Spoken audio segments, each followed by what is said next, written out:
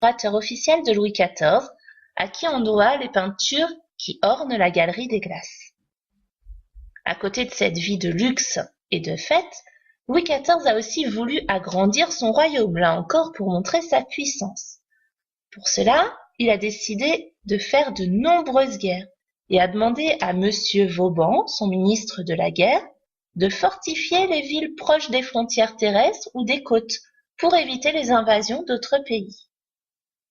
Par exemple, la ville de Saint-Martin de Ré, pas très loin de chez nous, sur l'île de Ré, a été fortifiée par Vauban. En tout, plus de 180 villes du royaume de France seront fortifiées par Vauban. Pour financer ses guerres et payer ses travaux de fortification, le royaume a besoin d'argent. Pour cela, Louis XIV augmente les impôts. Or, rappelez-vous, à cette époque, seuls les paysans payaient les impôts. Ces derniers devinrent alors de plus en plus accablés par ces impôts. Et à cette époque, les paysans avaient une vie très rude, c'est-à-dire très dure. Ils connaissaient souvent des périodes de famine, dues aux problèmes de météo, par exemple, mangeaient peu et mangeaient surtout des céréales, très peu de viande. Ils étaient tellement pauvres qu'ils étaient même parfois obligés d'abandonner leurs enfants, souvenez-vous la tour d'abandon, ou mouraient de faim pendant ces grandes périodes de famine.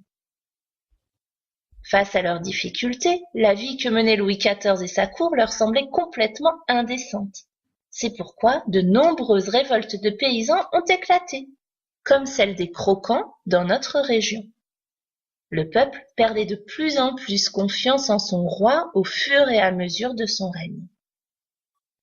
En 1685, Louis XIV met une autre partie de son peuple en difficulté et en opposition avec lui, puisqu'il va décider de révoquer l'édit de Nantes. Souvenez-vous, l'édit de Nantes, il avait été signé par Henri IV, surnommé le Bon Roi, et dans cet édit, c'est-à-dire dans cette loi, Henri IV disait que les protestants pouvaient pratiquer leur religion sans être embêtés.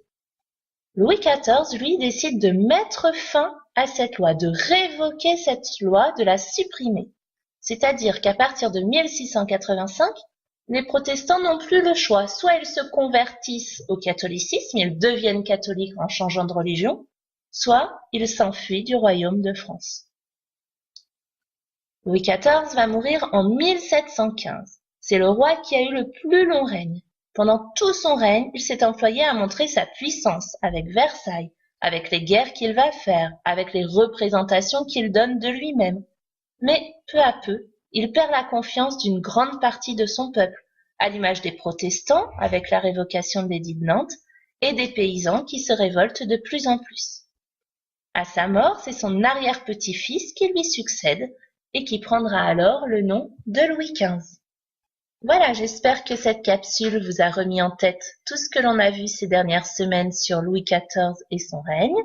Maintenant, à vous de réaliser une carte mentale reprenant tous ces éléments pour vous aider à les mémoriser et à les retenir.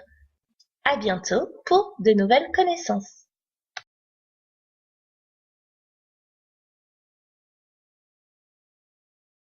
Created using Powtoon.